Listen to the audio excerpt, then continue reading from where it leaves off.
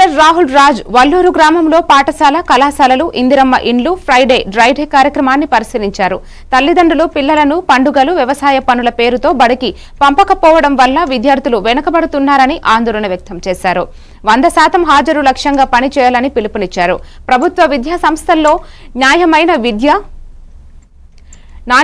విద్య అందిస్తామన్నారు. Dry day కార్యక్రమంలో దోమల నివారణ చర్యలు సమీక్షించారు.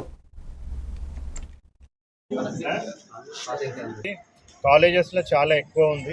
సో ఆబ్సెంటిజం మనం ఒకసారి అది రెక్టిఫై చేసినట్టయితే అందరూ మనకు ఒక 90-95% స్టూడెంట్స్ కంపల్సరీగా కాలేజ్కి కూడా అటెండ్ అయినట్టయితే మన లెక్చరర్స్ వాళ్ళందరూ కూడా చాలా డెడికేటెడ్గా ఉన్నారు. సో వాళ్ళంతా కూడా మంచి రిజల్ట్స్ తీసుకొని రావాలనేసి కూడా వాళ్ళు ముందుకెళ్తూ ఉన్నారు.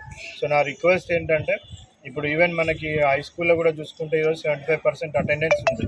సో టీచర్స్ కూడా నాకు చెప్తా ఉన్నారు ఏంటంటే పండుగలు అవి వస్తూ ఉన్నాయి కాబట్టి చాలామంది డుమ్మాలు కొడుతూ ఉన్నారని కూడా చెప్తా ఉన్నారు. సో పేరెంట్స్కి అందరికీ తల్లిదండ్రులకి నా రిక్వెస్ట్ ఏంటంటే మన పిల్లలు స్కూళ్ళకి పోయినా కాలేజ్కి పోయినా కానీ కూడా వాళ్ళందరినీ కూడా కంపల్సరీగా మీరు వ్యవసాయ పనులకు కానివ్వండి, పండగలని కానివ్వండి, లేకపోతే వేరే కుటుంబ ఫంక్షన్లని కానివ్వండి, దయచేసి వాళ్ళని తీసుకొని పోవద్దు. ఎందుకంటే ఒక్కరోజు క్లాస్ వినకపోతే తర్వాత వచ్చే క్లాసెస్ ఏవి కూడా వాళ్ళకి ఎవరికి కూడా అర్థం కావు.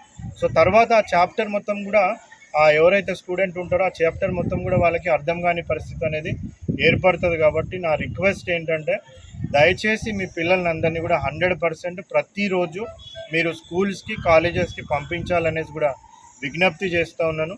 మీరు మా స్కూల్స్కి కాలేజ్కి పంపించినట్టయితే ప్రభుత్వం తరఫున క్వాలిటీ ఎడ్యుకేషన్ వాళ్ళకి అందించి ఇతర